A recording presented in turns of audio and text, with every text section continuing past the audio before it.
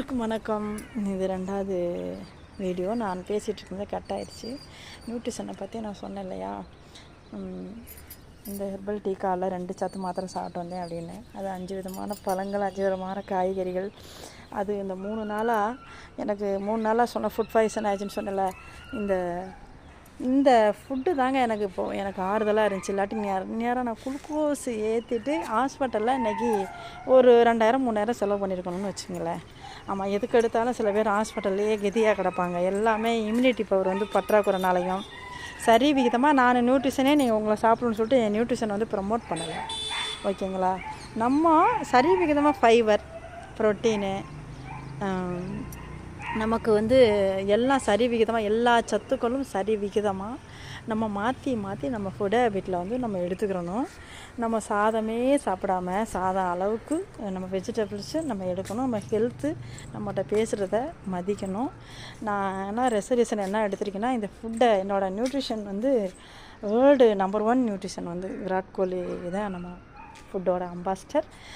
அப்போது இந்த ஃபுட்டு லாஸ்ட்டில் நான் சாக போகிற நேரத்தில் கூட இந்த ஃபுட்டை சாப்பிட்டு ஷேக்கை போட்டு சாப்பிட்டு சாகிற அளவு என்கிட்ட எனர்ஜி இருக்கணும் அப்படின்னு நான் ரெசல்யூஷன் எடுத்திருக்கேன். அது மாதிரி 5 வருஷமாக எனக்கு இப்போ 49 வயசுக்கிட்ட ஆக போகிறது.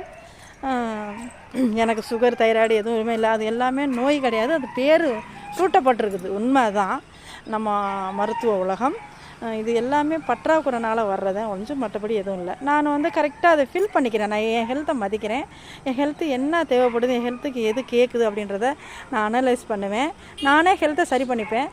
நேற்று சாயங்காலமாக பார்த்துங்க 7 to 8 என்னால் முடியவே இல்லை. யாருமே வீட்டில் இல்லை. அந்த நேரம் எல்லாம் வெளியில் போயிட்டாங்க.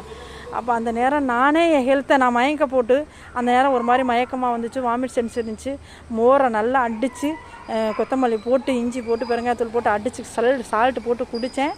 அது வாமிட்டு வரட்டும் வெளியே அப்படின்னு குடித்த பிறகு பார்த்துங்க, அப்புறம் சூடாக வாமிட் வந்துருச்சு. வாமிட் வந்த பிறகு இந்த தலைவலி, பயங்கரமான தலைவலி எனக்கு வந்ததே இல்லைங்க.